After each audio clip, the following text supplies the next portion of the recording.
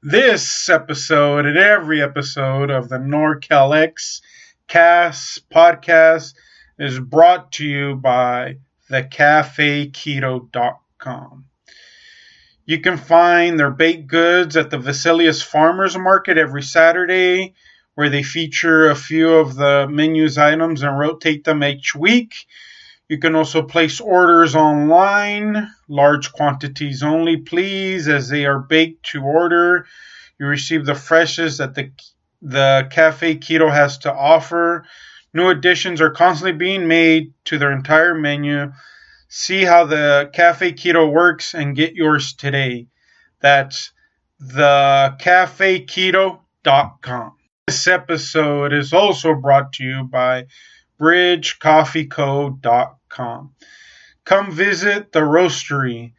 They are now located at 101 Clark Avenue, Yuba City, California, 95901. Yuba City is a small agricultural town about 30 to 45 minutes north of Sacramento. They now have a brick and mortar business. They started online. They're open from 7 a.m. to 4 p.m. They're a small batch nano craft coffee roaster. They source premium special grade coffee from around the world. They carefully select green coffees that are profiled, cupped, and roasted in small batches. Everything they do is fresh. That's one of my favorite roasteries around here. I mean, of course, I don't live far from Yuba City. And I love buying their whole beans and just grinding them in my grinder and having my own French press. I love Bridge Coffee Co. Please visit them at bridgecoffeeco.com. This episode and every episode is also brought to you by eltorero530.com. Come visit us, Marysville, California. 1421 B Street. B Street also has Highway 70, Highway 20. On the way up to Oroville or Chico, you could see us. We're in the same building as a Dollar Tree store, across the street from the Gold Sox building, at the edge of Ellis Lake. They've been in Marysville since 2001, so they're going on 17 years in May of this year. Check out the website, eltorero530.com. Check out our Instagram. Soon they'll have an online store with spices and special cuts in the near future. Again, eltorero530.com. All of Northern California is out of a drought. Nearly 200,000 people remain evacuated with no clear indication on when they can return home. Several environmental groups warned of a potential catastrophe similar to this. Crews working overtime, dropping boulders to secure Oroville's emergency spillway. Earlier, the biggest burning in Yuba County, forcing residents out of their homes. Another destroyed vineyards in Livermore. Let me be clear that cities that have sanctuary status are engaging in their legal right.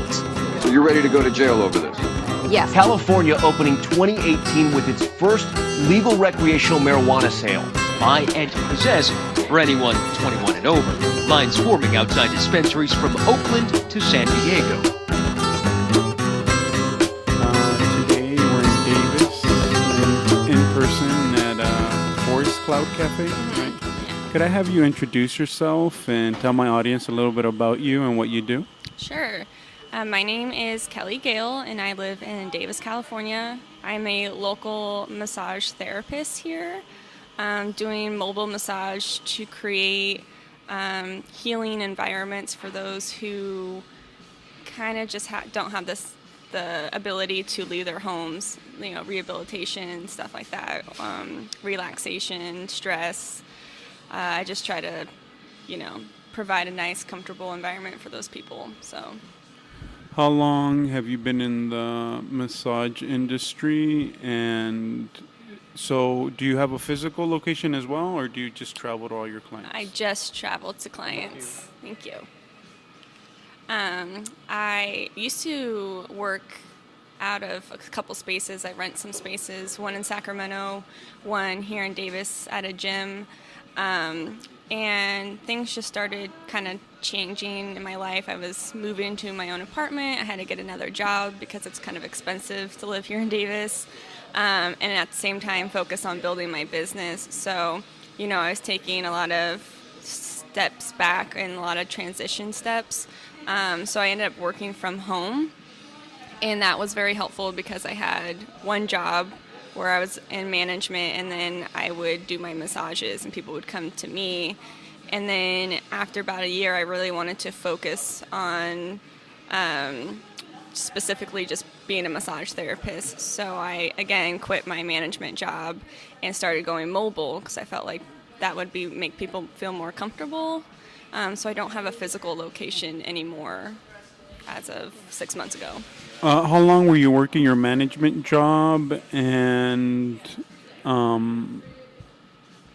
what made you take that leap of faith? Was it too hard to do two things at once, and did you just want to focus your energies on one specific thing? I was doing my management job for about 2 years almost, and I was just really unhappy. I didn't feel like it was fulfilling, and it wasn't worth the time that I was giving it. When you think about massages, you can have your own rates and your own prices, and not saying that I need to make more money, but for my abilities, I felt like I could get paid my massage rates instead of paid the management hour, which was minimum wage, So I really wanted to take that leap of faith because I knew that I had the ability to build that clientele if I only had the time to do it, which is really hard because I had to move back in with my family, take some steps backwards.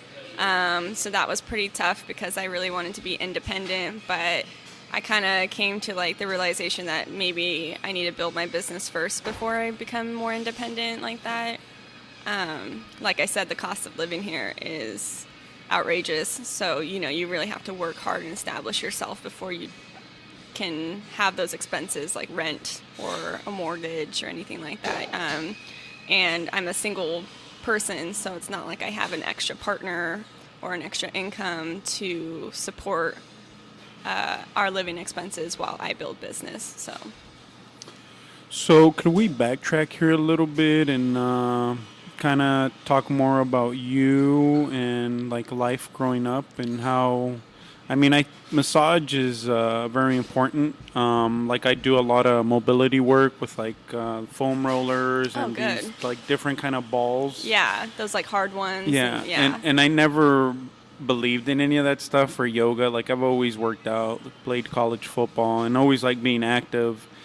And slowly, I'm 38 now, the older I get, the more things I see. Yeah. And a lot of things was my older job. I was always on my feet. I was always doing a lot of moving and stuff. And my shoulders, my elbow, and my wrists were falling apart. And that was another reason why I was I got to get out of this. Because overuse, It's a repetitive injury. You don't even realize what you're doing. And, I really thought I was really... I know of a butcher prior to me that he actually had surgery, on his wrists, and he wasn't the same. And every single person that I know that goes through some kind of surgery, they're never the same. You know? It's definitely very hard, traumatic, it's a physical trauma to your body. How do you recoup from that when you had an injury prior to your surgery or rehabilitation, treatment? So I can definitely, it's really hard.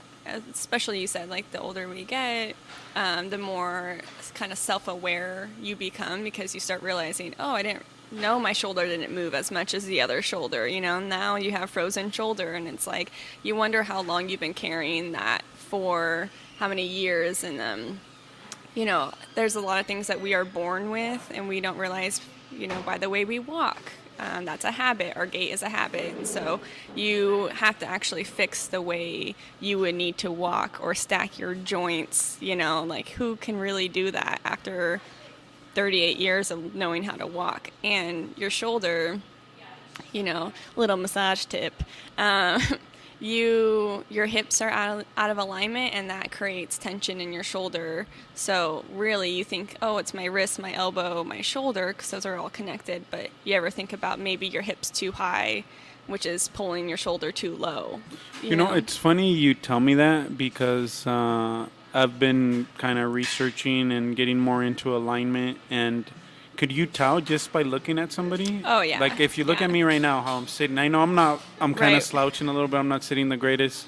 Could you already tell what misalignments I have just by looking at me? Well, since you're wearing that amazing vest right now, it's a little difficult.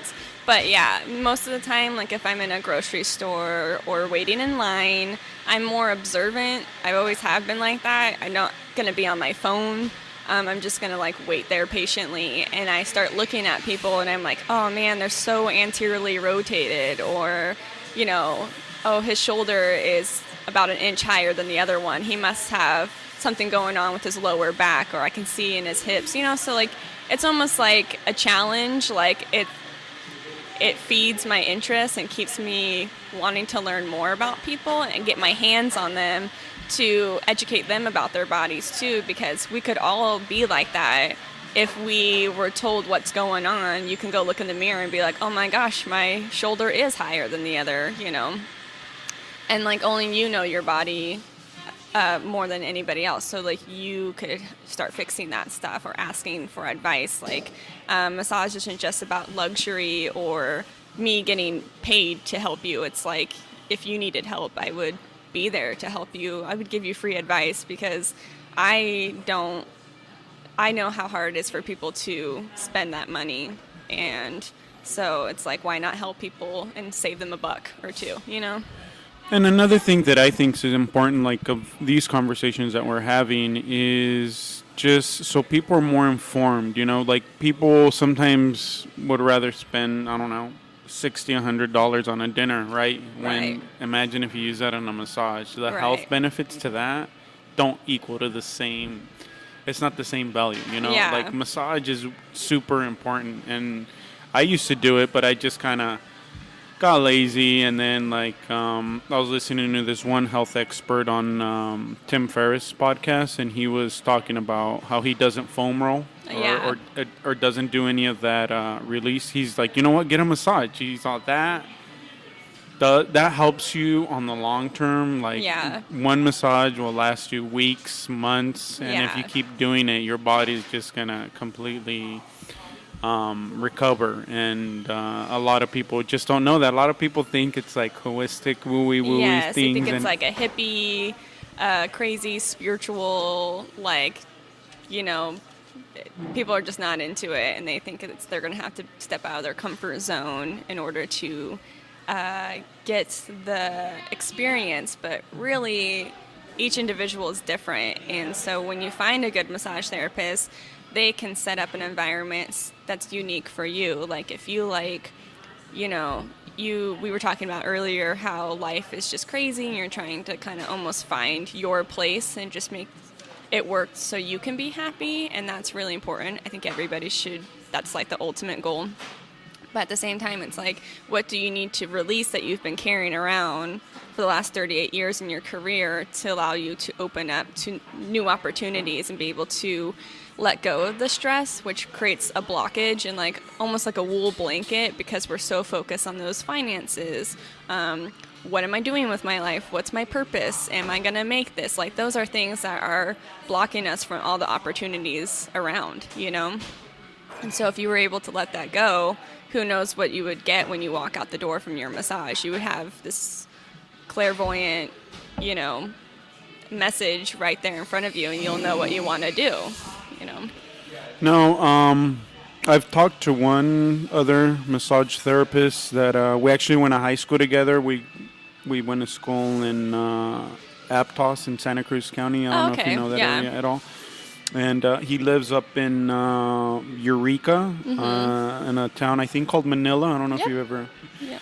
And I hadn't seen him in 10 plus years, and it was just interesting how like we knew each other from afar, you know, and it's funny how like years later he he couldn't believe it either that we had so much in common, or something. He was just like, how did we not? But and I think it was just different because when you're in high school or you're a teenager, you're a completely different person. Yeah, you know? need different experiences to be like, oh my gosh, I feel the same way, you know, because of this. And like you realize, and I've totally had conversations. I talked to my ex-boyfriend's wife just really randomly, and we never really, I wouldn't say get along, but we didn't want to be friends, obviously.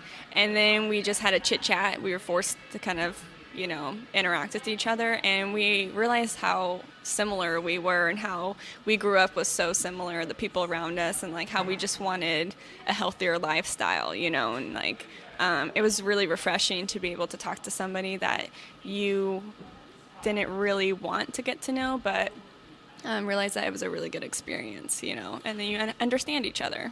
You know what? And I think that's important because, like, I'm divorced, and I've already moved on with my life, and I have a 3-year-old daughter. I share custody with her mom, and she's kind of a little bit, but I still see like a little bit of resentment towards me, and I think that has to do with both of us coming from conservative families, Catholic families, Mexican families. And I've always kind of been a black sheep from my family. Like, I never 100 believed in religion or anything, but I really never had time to really. Right. And then once I started finding things out and reading, and I was like, whoa, this is, you know, just I didn't know I believed a form of ideology, you know? Yeah, and maybe you're just a more logical and realistic person, so you just want to get the facts, or you want to know what you're believing in makes you feel good, where like not against any religions or anything like that, but sometimes there's a lot of guilt, or they're trying to conform people to think a certain way, and your inner self is feeling guilty because you don't want to accept that. And so it's like, what are you looking for to like make you more content with religion or your spirituality, you know? So well, I kind of feel that people gravitate towards religion because it's easier, you know. It kind of gives them like a base or something, like faith, some kind of anchor. Yeah. But then at the same time with me, I kind of felt like, I don't know, like I've always had this like sense of urgency since my teenage years. Like there's something I have to be doing. There was like a sense of, and it never went away, but you know, I would channel it into different things like playing football, and then after that ended this family business. Then after that, a relationship. Then after that, a marriage. And but that wasn't what I was supposed to be doing. Now what I'm doing, you know, helping other people, like opens doors for me, which I never thought, you know. And I don't think about money anymore, you know. Exactly. And you know.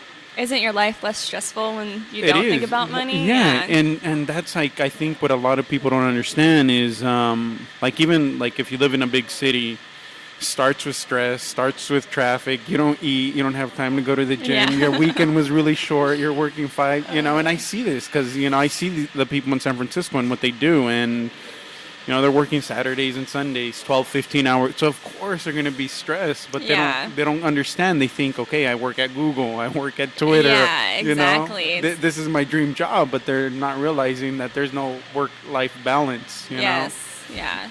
So, and I think these conversations can let other people see that we have no agenda. We're not trying to sell you something. We're just sharing our experiences and what we're dealing with everyday life, and hopefully people realize we're all the same, you know, and we're all trying to achieve the same thing, happiness and balance. And I think community is beginning to come back. I don't know if I feel the same way, for sure. I feel like you know, I grew up in the sense of I didn't really care to be super social or make connections with people. It wasn't really what I thought I needed, or I grew up just thinking like you don't need relationships, like everybody's against you, nobody's gonna understand you, and all this stuff. And once I really started having that community sense, like the love and feeling like people appreciate me, those things that I felt like I lacked in my life, your community actually gives that to you in its own way. And a lot of times I have tons of friends who are like, why don't you move to Oakland? Why don't you move to San Francisco? You'd be so successful here. Like, we would get you, like, so much business. And it's like, I really appreciate that, and that sounds awesome.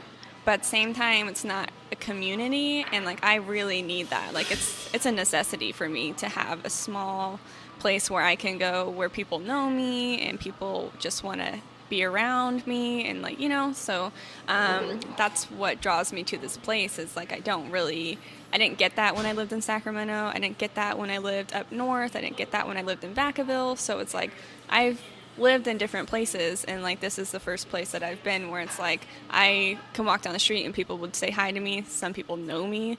Like, it was so weird when I was at a pub with my friend and somebody goes, "Kelly," and I was like, "You know me?" Like, you know, it was like so weird because it was like, oh, nobody would go out of their way to say, "Hey, I know you," or, "Hey, remember me? We met." And so that seems so little, but it actually just means a lot, you know. I kind of want to backtrack a little bit about relationships that you were talking about, talking to your ex-boyfriend's girlfriend at the time, or Yeah, whatever. his wife, yeah.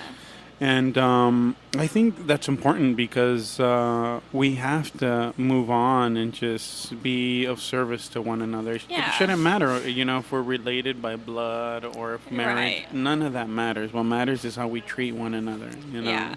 I think people are so quick to go off impressions, like first impressions, and they always say, like, you never get a second first impression, but really you can. And it's just about allowing people to be open. You know, when you first meet somebody, of course, we're going to look at them physically and look at their traits and be like, is this somebody I want to even talk to or be around?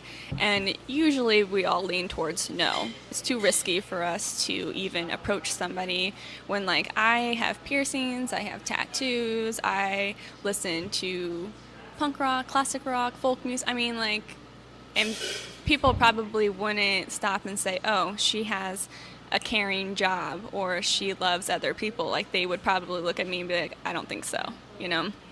I don't want them around my kids. I don't want them around me. Like, and so, and I'm guilty of that too. I've definitely judged people, and then later on I meet them and I'm like, why didn't I, you know, like, I guess at that point I wasn't ready for that person to come and affect my life and be open to that.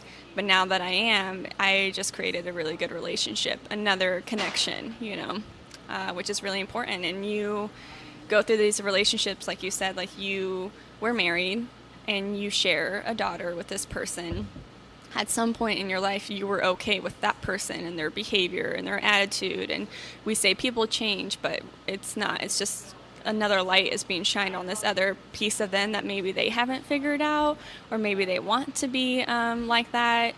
Maybe they're more accepting of their behaviors than you are. And so maybe later on in life, when your daughter is older and you have a good co-parenting communication or no communication, maybe that works for you guys.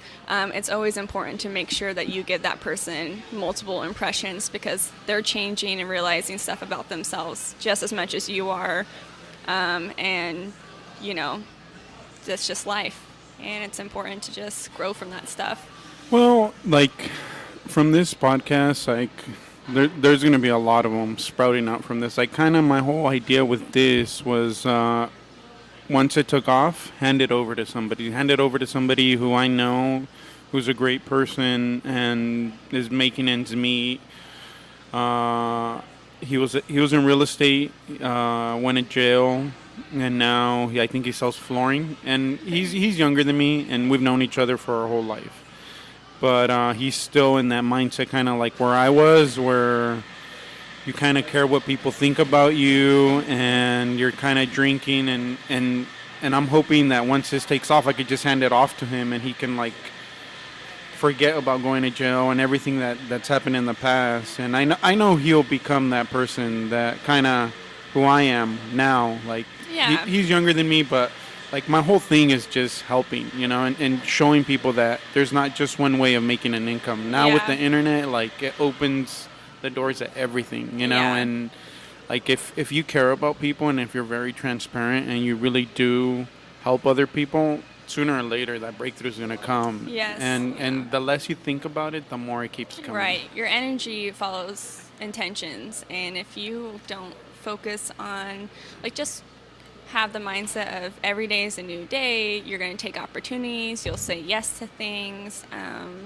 and those things just kind of fall into place. And I think where we get stressed out is when we're forcing our finances or forcing to get a better car just because it makes us look better. When I drove a like 93 Jetta with like no grill for like 2 years because I just didn't want a car payment, and I bought it for $1,000 and it was super reliable, and like I just don't really feel the need to have a car payment or anything nicer. Now I just drive a little sedan, so it's not like anything better, but it's just still a car, and that's the whole point. It's just a car, you know? No, I think the same thing. I drive a Prius C, and I mean, really the whole reason behind it was I wanted to do this. You're my first attempt at doing in-person, third. There was a winery in Auburn I did. So my second one failed. This is my goal though, is to be in person, have this connection face to face, and get to know my guests, and that when I thought about that, I just envisioned it in my mind. It almost seemed impossible to try, because even when I had a full-time job, I was like, how am I going to do that? Am I going to have to take PTO? How am I going to?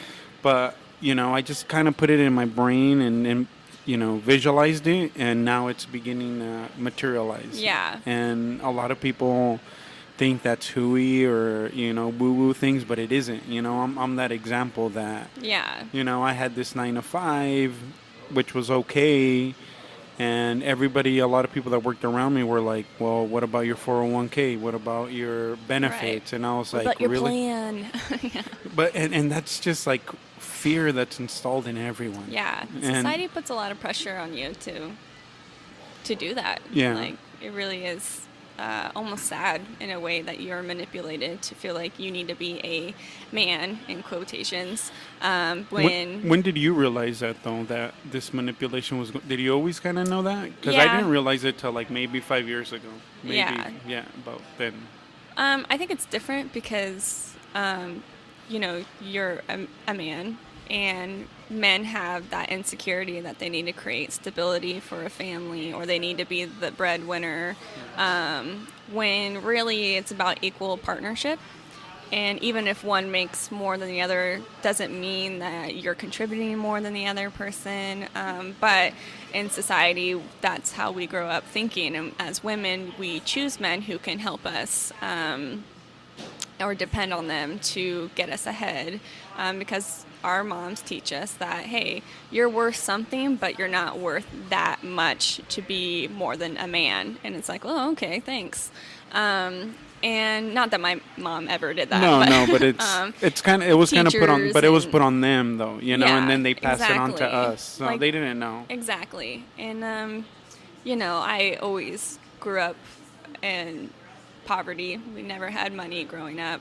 My parents were addicts, and there's a lot of physical abuse, emotional abuse, even just verbal abuse on a constant cycle in our house. And so that, to me, even though I grew up like that, I knew that that's not what I wanted to be like. And at a very young age, I created good self-awareness of like, oh, these are my parents, but that's not me, and I can't control what's happening right now, but when I'm an adult, I will control my life, And I was never pressured to really even graduate school, there wasn't any pressure to be better than what I already was. My mom would accept me even if I dropped out of school. Like, that stuff to her wasn't important to like say, hey, you're worth more, or you can do more, I'm really proud of you, There was just none of that. There was no communication. So you're kind of just left in limbo, really, at that point.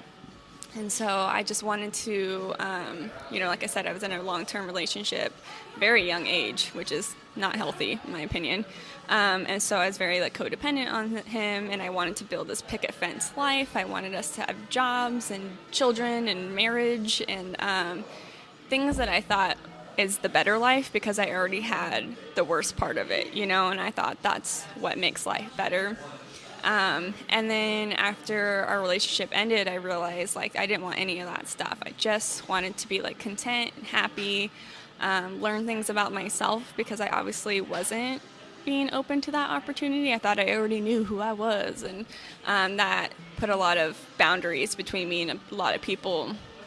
And I also was a direct support professional, which means that I worked with people with mental disabilities, and that puts you through a lot of training for behaviors, just with people in general and how to talk to people, and that was also really helpful because I felt like I lacked that tool like tremendously, or should I say tools, because there's a lot, you know, so it allowed me to talk to people better, figure things out about myself, and then that just kind of led me to be like, hey, I want to help other people, and so I decided to go to massage school, you know. How long did you work with people with mental disabilities? And I know that's like a huge problem in society that we're not addressing whatsoever. Yeah. Like I hear of other countries in Europe. Yeah, they're smaller countries and they're completely different. Like on the way over here, I was listening to this one doctor, I think from Norway, and he sells some kind of like tea with like chaga mushrooms, and talking about just how beneficial to the immune system and oxygen in your body from, like he puts it in the coffee. So if you drink a lot of coffee, your blood becomes acidic, you know. And he was just talking about how he could balance it out with the mushrooms, and like a lot of these mushrooms you can't eat them because they have certain enzymes that won't process in the gut. Ooh. And so you have to drink it? You have to boil it in water to be able to pull it out, extract it. Okay. And he was saying that these mushrooms grow on trees, and they get the energy from the tree, and all this stuff is just like, that's totally. And those are the things that I love. Like I always discover things like that. And where do you get this kind of information? Yeah. You know? When are you gonna believe that some kind of fungus that grows on a tree is gonna be beneficial to your immune system? Yeah. You know, no one's gonna believe that. I'm a believer in recycling energy. Like you said, like how does that mushroom pull that energy from that tree? Well, we're all connected. You and I are connected, you know, and where do we put our own energy? Well, if you were to sit in front of your plants and sing to them and take pictures of them and put your love into those plants or trees, they would grow to be an abundance of, you know, fern or flowers, or you know, like they feel the love and then they respond to that and then they grow so we can use what they're providing and put it back in our bodies. So it's just a recycle of good energy. But since we don't live in a society that appreciates, you know, trees, plants, and we rather cut them down or put cement over it, you know, we're losing that connection. And it's putting a big damper in our society for sure. And, you know, I did that job for about 4 years. So I started when I was 18, which is very young to be thrown into what with I call disabilities. Yeah, okay. Yeah. When I worked with people with developmental disabilities, I was also very young. They were all older than me, and that puts a lot of perspective in your life where it's not just people with developmental disabilities that have a different mental capacity. Everybody has a different mental capacity, and some of those people are still like 28 but they act like they're 16, you know, like you hear us calling each other like you're a child, you know, or grow up, and that's where people don't understand, like they're just like everybody else. We all manipulate, we all lie, we all have disorders or anxiety. So it's just about advocating for each other. I was an advocate for them because I felt like their independence was being taken away from society, from the government. They were missing out on opportunities because they couldn't work, supposedly, like we work, you and I work. And so they're being deprived. Like, their life is literally being controlled by their conservators, their parents. They get manipulated by certain people in their lives. Like, they're being taken advantage of. And it's like, do we all do that? You know? And I'm just stuck in this bubble where it's just happening right here, right now with people with developmental disabilities, or like, how can I implement this for everybody in society? And I really think like everybody should take that course, behavior tools course, because you know really what, find and that. I think that's really important. Like, people see homelessness and just and it's a mental disability. Like, people don't understand. Like, a lot of people, and I get it, people are too busy with their jobs, with their families, multiple kids, whatever, and it's hard to comprehend what they're going through. But like you said, we're all connected, we're all the same.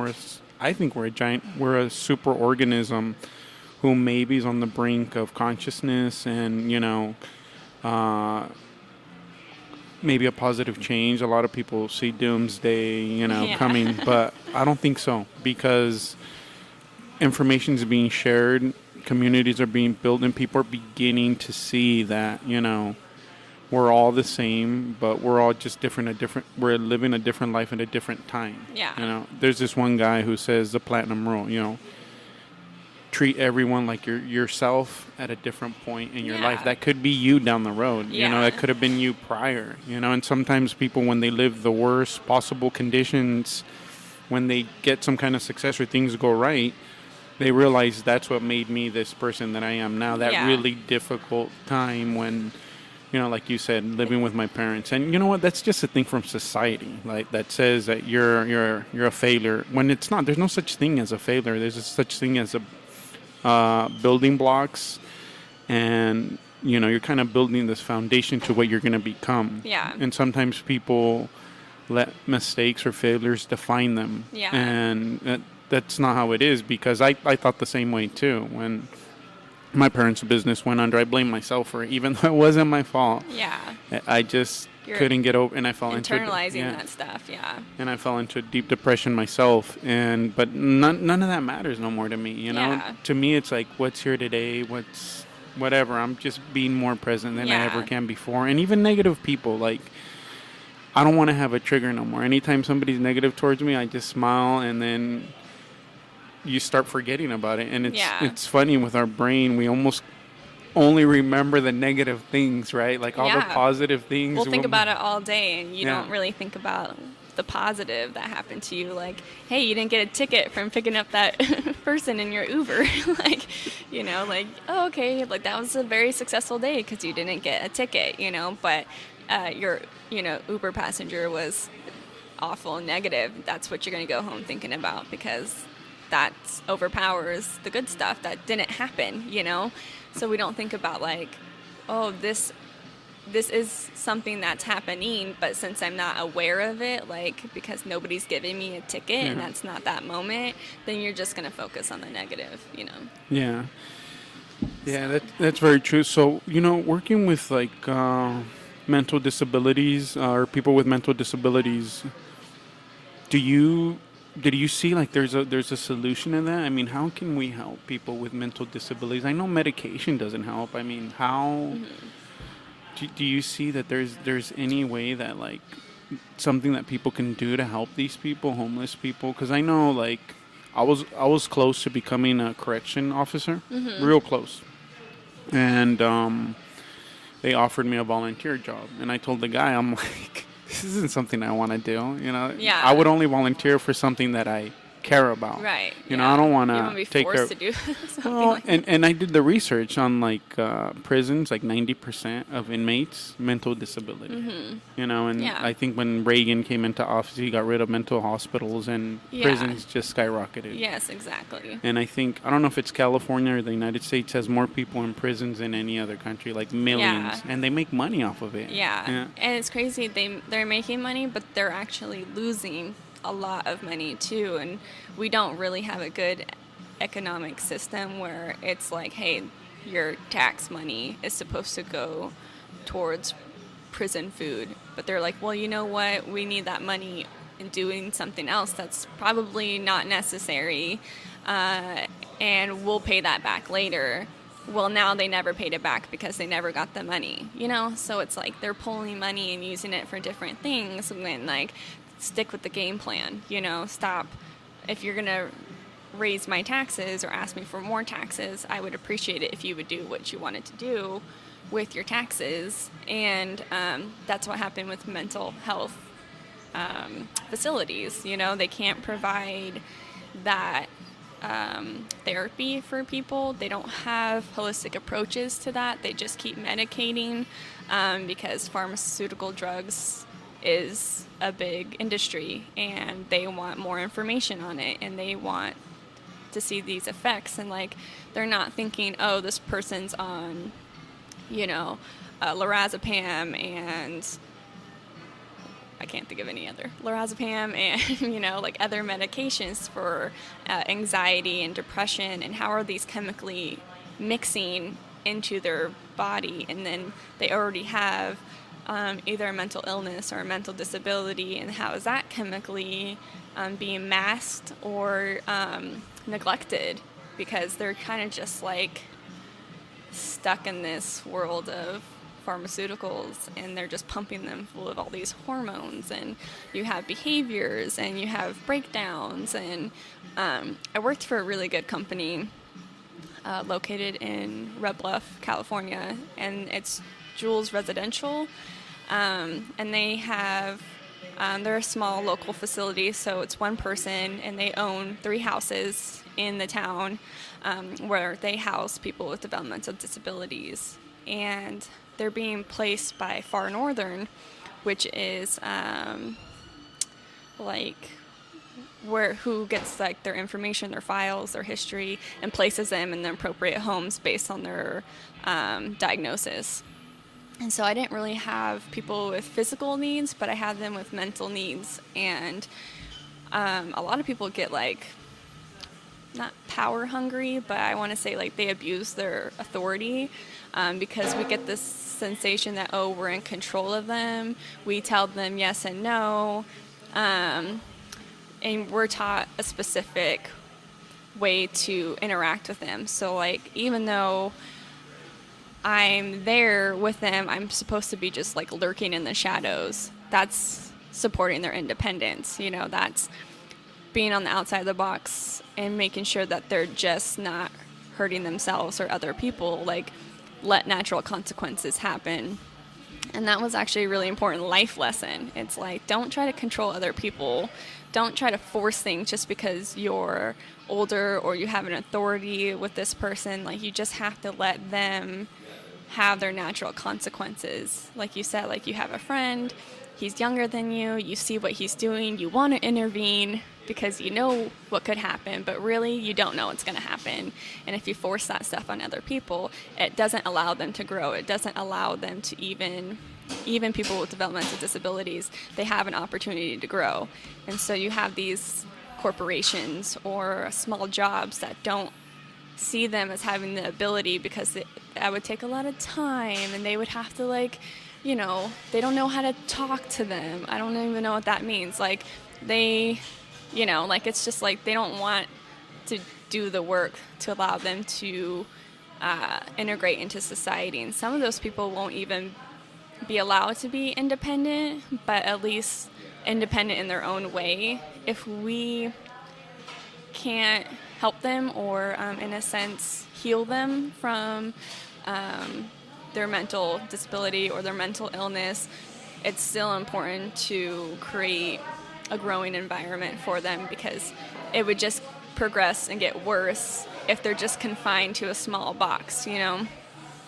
And I love that job. I think I was very good at it, but I wasn't growing as a person. I was just stuck, you know, making the same income, doing a management job or a leading job when it wasn't my job to do that. You know, I was just a basic DSP, and I just wanted more, and I wanted to give back. And human touch is proven to be one of the most, it can improve your quality of life. It can improve your health. I definitely lacked human touch in my life. And so I felt like, oh my gosh, like this is what I'm supposed to be doing, is like taking that next step to not pump people full of, pills, and to kind of like wean people off of that dependence on things unless they really, really need it, and be able, okay, what can I decrease in my medication and live a better quality of life and not feel like I need Xanax every day, or, it's like it helps people manage their own pain in their own way. And it's not my job to tell them what it is or what it isn't, so it's about letting that stuff go. To me, like, I don't know, since 2013, I've kind of been looking at everything, and, I know, like you said, I can't change people, but I could put advice out there, and I can do research, and I can make things easier for other people. That's my, I just want to be of service now to people in whichever way I can.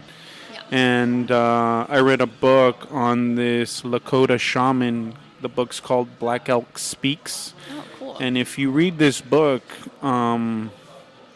early in the shaman's, he was a very powerful shaman, and people don't understand what shamans are, shamanism, but basically in like hunter-gatherer societies, they help, they were called medicine men, they were called spiritual,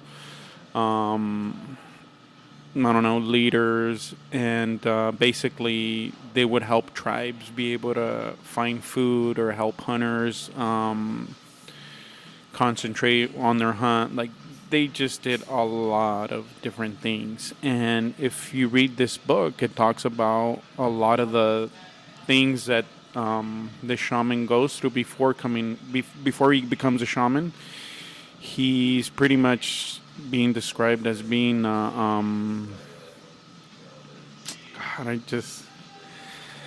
schizophrenic.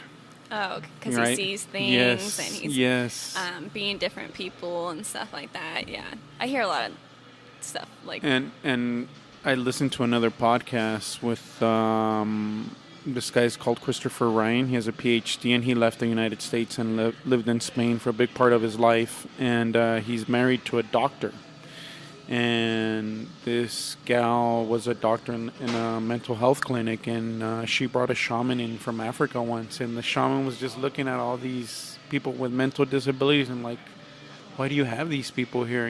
Like, he knew what they were, and a lot of people, I mean, it's just crazy if he would think that, maybe people that would help society in the greatest form are the ones that are mistreated and judged and like treated like the bottom of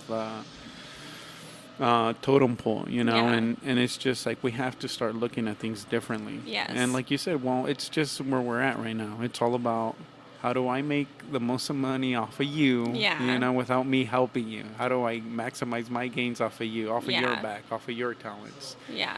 And hopefully people can start realizing that you don't need to work for someone. You're proving it. Yeah. I'm proving it. And a lot of people are beginning to believe that they can, that you don't need somebody. You don't need a corporation. You don't need an entity to take care of yourself. Yeah. And that's, when we think living simple, there's no possible way. That's when people say, oh, I can't do that. I can't live without that. Like, that's ridiculous. I need that stuff.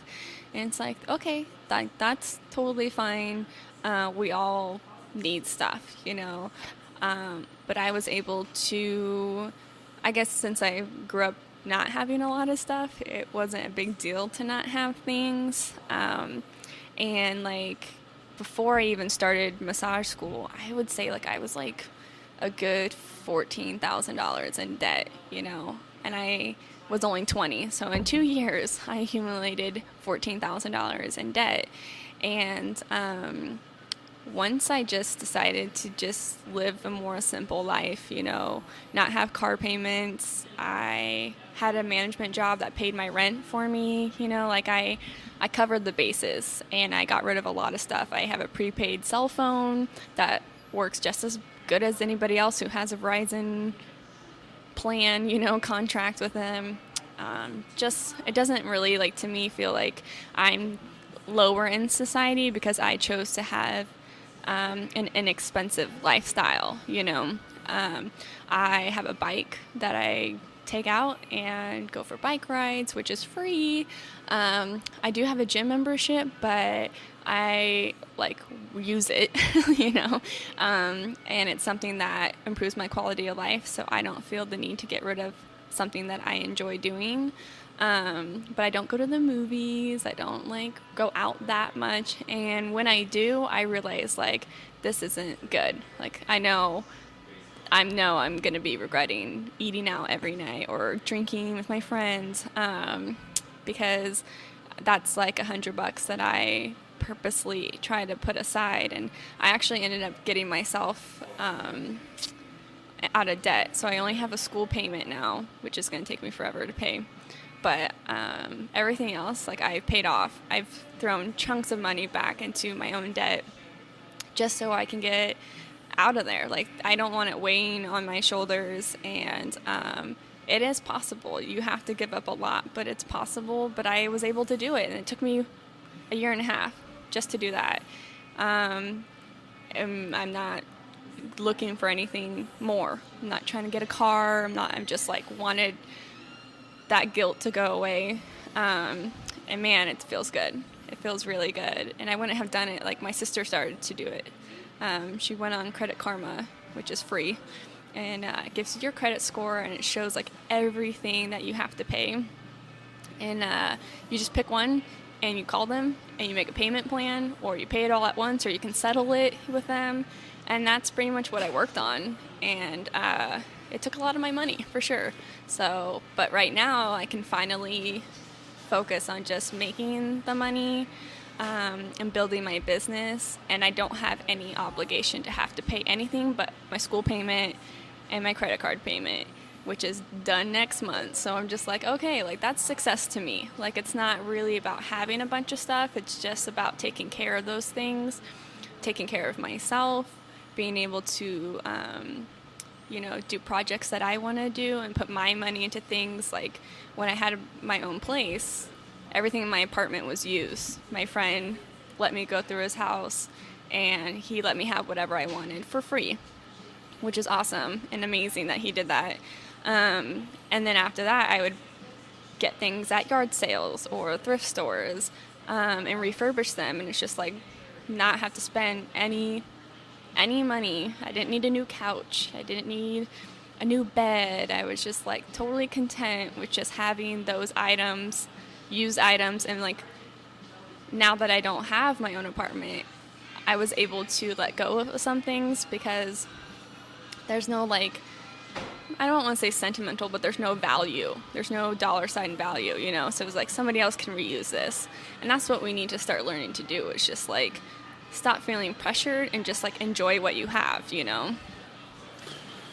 Yeah, no, it's a lot of good philosophy and ways of thinking. And is it just your inner intuition that guided you where you are here now and the way you're thinking? Or is it just you kind of see what's important and you just kind of weigh it and go, okay, this is what's going to benefit me.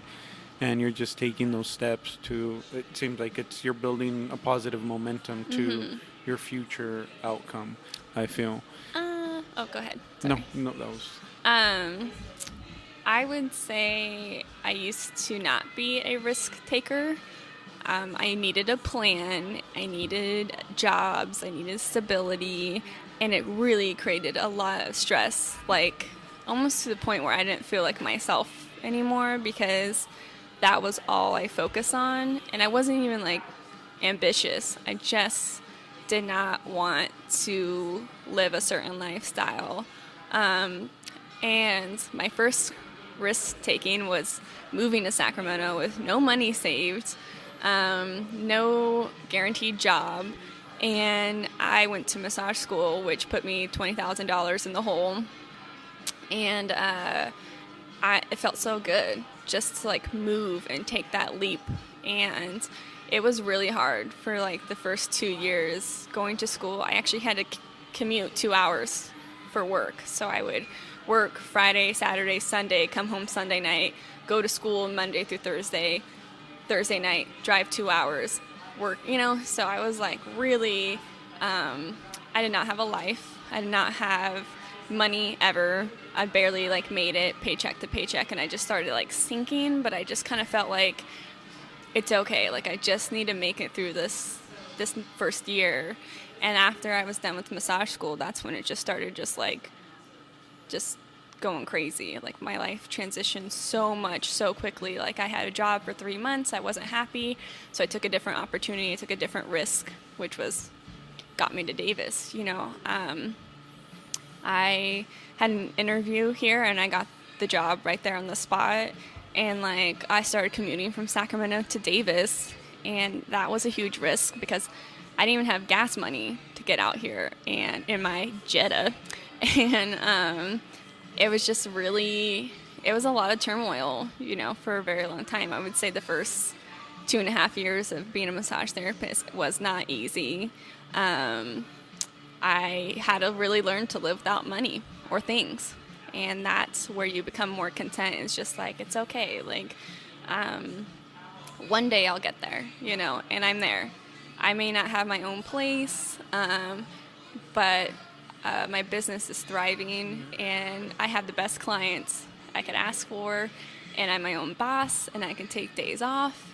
Even if I can't afford it, I can still take those days off. And that's just like a gradual process, and people don't want the gradual process. They want the fix right then and there. They want to cut that corner, and that's where a lot of people like you and I become even more successful, because we can look around us and be like, man, I'm so glad I'm not in that job anymore. Like you look back and be like, that was a good time, but I'm really glad I'm past that. And like you wouldn't be content, or you wouldn't feel like you love yourself, I think, as much if you would just be okay with just working 9 to 5 with your 401k and your benefits. And I'm going to admit this on a podcast, but I do not have health insurance, and I probably won't ever get health insurance. I will pay that fine every year for the rest of my life, You know what? I don't either, and like you said, I mean, it's scary to admit it, right? Because you get a fine, right? Right. And I don't even need it. I don't need it. Yeah. Like I take care of myself, and my health is gonna get better every year. Yeah. And I want to, even when I hit 40, I want to prove that means nothing. It just means that I'm wiser, and I don't do as many I still do dumb things, but I don't do do as many dumb things. Like, I have a group of friends that I've known since I've been a child, and they always want to meet up and go drink, and I go, really? This is what we're gonna do? I'm like, I'm tired. But let's go do something. Let's explore. Let's go for a hike. Let's be in the outdoors, not drink. I'm like, you wait. It takes 48 hours to get over a hangover. Yeah. So, but I think the more I'm doing these things and they see me doing it, then maybe they'll start, at least just plant a seed. Yeah. Because I think, like, one of my friends was a third grade teacher for a long time, and he was really successful, but he wasn't making a lot of money. Went back to school. Was it here in Davis? I'm not sure where. And he got his master's, and now he's a vice principal at a school out in Sunnyvale. And he's making way more money, but he even told me it's not sustainable. Oh, wow. It's so much stress, and he works Saturdays and Sundays and travels to Davis and travels to do interviews to hire teachers. And he tells me all those things, but he's telling me, he's like, dude, I have more money, but there's just no not happiness. But yeah. At least he admitted it. He admitted it. So that means he's planting seeds in his own head where, he's going to take steps to do what he loves and not get stuck in that trap that everyone does. Oh, I'm making X amount, when that doesn't mean anything. It just means more stress. He doesn't even have the time to enjoy it. He doesn't. That's the sad part. He doesn't. It's like, you have money, but you don't have any money because you can't do anything with it, which hopefully maybe that's a good investment later, but really it's like you're just killing yourself every day for that paycheck, and it's like, hopefully it's worth it one day, and that's all you have to really hope for, is like, you don't know what it's in store for him, and maybe this is what he needs to go through, which is awesome, but I hope that he can figure out true happiness later on and not live his life in regret, thinking he should have done something else, You know, I talked to you about a friend of mine that's a massage therapist, and I brought him up because he used to be a fish biologist, and he used to work like 40 to 50 hours a week, and he loved his job. You know, he loves fishing, he's a surfer, he loves outdoors, but it was kind of taxing on him because he didn't have time to do those other activities. And then, do you know what ayahuasca is? No. It's a psychedelic that people take down in the Amazon. So a lot of like cultures have been taking it for thousands of years, and they have these life-changing experiences. A lot of people, and I've thought about this. I think that's what started changing my mind. Is I would hear podcasts about people drinking this stuff, and I was like, "Get out of here!" Like, really? And then finally, I was like, "You know what?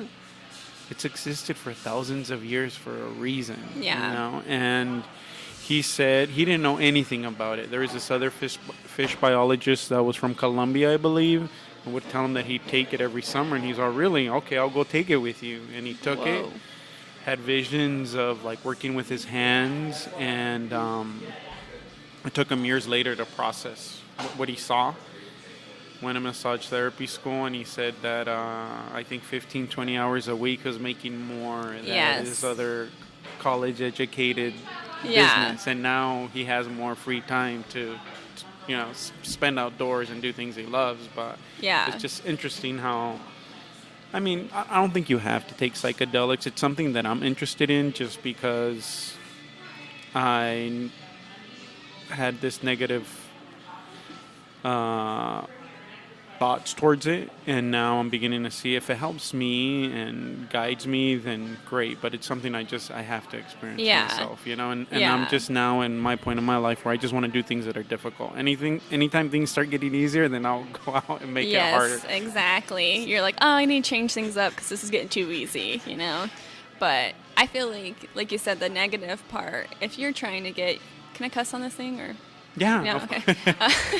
I'm wondering, can I do you know, if you want to get fucked up and take psychedelics and like hella trip out and all that stuff, that's pretty negative in my opinion. You're just being dumb at that point. But, you know, I smoke weed. I have rheumatoid arthritis, so I don't take medication for it because I don't have health insurance.